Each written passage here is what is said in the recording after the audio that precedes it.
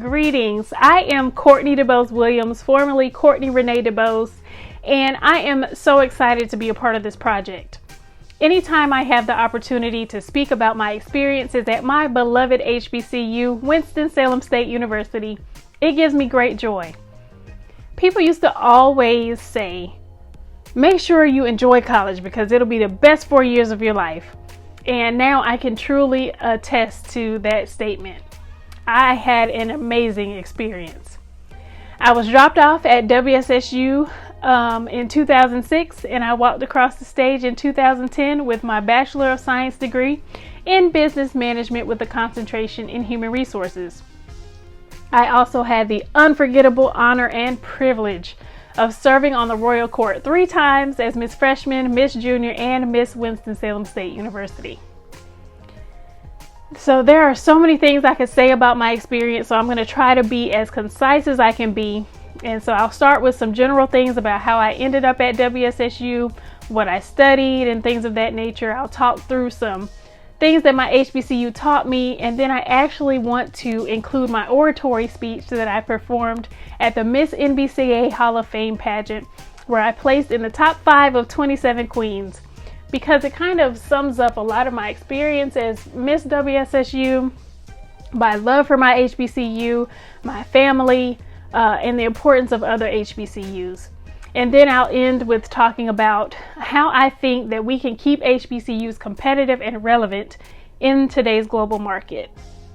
So here we go. When I was in high school, I was in a college touring group called Campus Connections. And in that group, we had the opportunity to travel up and down the East Coast, and we toured all the HBCUs from Howard down to FAMU. I could tell that there was something special about all of the schools, but when my senior year rolled around, and we were on our Winston-Salem State tour, my decision was solidified. Walking in the auditorium where our tour would begin, I just had a sense of peace that came over me, and it just kind of felt like home. And that's when I decided that I wanted to attend. When I got there, I initially started out as just a general business management major, but I decided that I needed some sort of focus since business management was so broad. And it just so happened that as I was starting my junior year, a message had come out throughout the business building, and they said that a new concentration was being started. So I actually ended up being a part of the very first cohort of students to go through the Human Resources concentration program in the school's history. And that was a really cool thing because my degree and my concentration in HR helped me land my first job at a school, which was actually at a human resources staffing agency. And so it was exciting to know that my studies and what I went into was not in vain. Now, so one of the things that my HBCU taught me was to never stop learning and growing. We were also taught to enter to learn and depart to serve. And my relationship with the administrators in the Career Services Office at WSSU taught me how to succeed in a panel interview or any type of interview that I may encounter in the corporate world. And so currently my departure to serve looks like me flying around the world and around the country as a safety professional, making sure that people are safely getting to and from their destinations. And that's because I'm a flight attendant. So my day job is a flight attendant, and I've been flying for 7 years, and I absolutely love it. But not only that, my HBCU also inspired me to be my own boss. I'm an entrepreneur, and I serve people as a certified life coach running my very own company called Uniik By Design Global Empowerment LLC. And with that, I fulfill my passion and my purpose daily as I walk alongside people and coach them towards accomplishing their dreams and goals. Now, my journey as with the Royal Court, serving as Miss Freshman, Miss Junior, and ultimately Miss Winston-Salem State University, it showed me how to walk into any room and command it.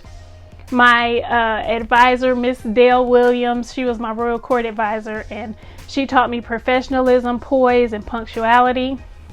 And she also told me that if I could deal with her, then I'd be able to deal with anybody I came in contact with in the corporate world. And she was not lying.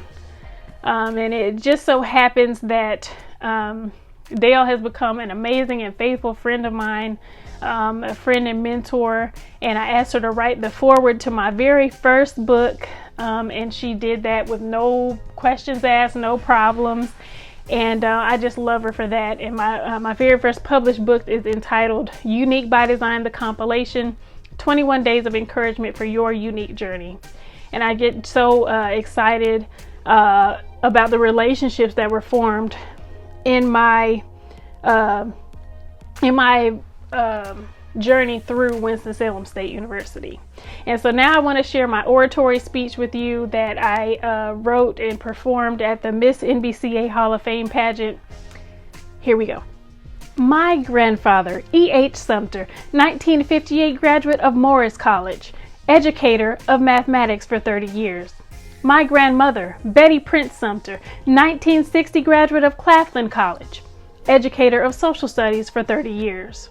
My mother, Stephanie Sumter DuBose, 1980 graduate of South Carolina State University, collections analyst for Piedmont Natural Gas, so you better pay your bill. And my brother, Quentin LaRue DuBose, 2006 graduate of the prestigious Morehouse College in Atlanta, Georgia, Chief of Chemical Facility Inspections Branch in the United States Coast Guard. You see, I tread on the path of my successors, not because I was not capable of attending the Harvards, the Chapel Hills, or the Stanfords of the world, but because of the rich legacy and rich culture that is available by us, for us. We are family. My HBCU understands my need to be present in the conversation and my natural desire to lead and not to follow. At the other institution, I am nothing more than a homecoming queen. But at my HBCU, I am a spokesperson, a recruiter, a woman influencing other women to go to college. No, I am no runway model. I am a role model. At the other institution, I am one of many, but at my HBCU, my professors know me by name. Smaller classrooms, comfortable environments, one-on-one attention. That, my friends, is needed and relevant.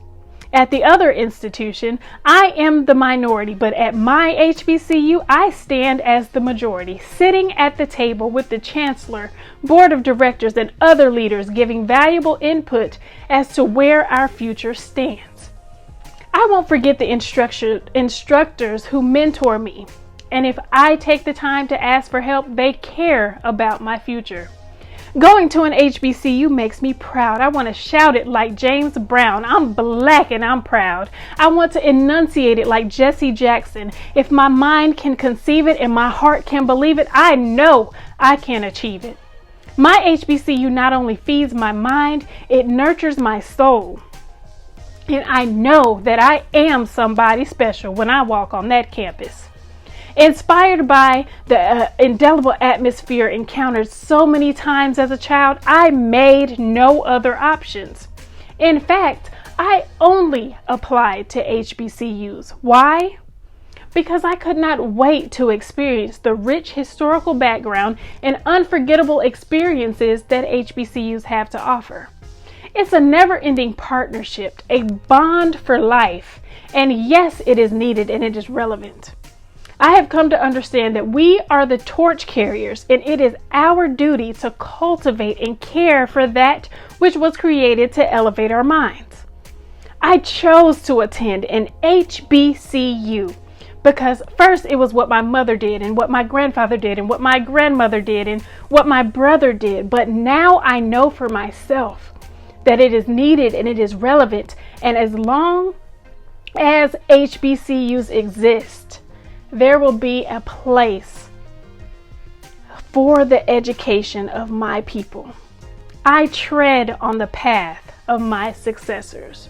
Their dreams are my reality. Man, that speech brought back so many feelings. I actually got chills as I was saying it. But it just brought back so many amazing feelings about just how amazing my time at my HBCU was. I would not have traded it for the world. And last but not least, I'll say this.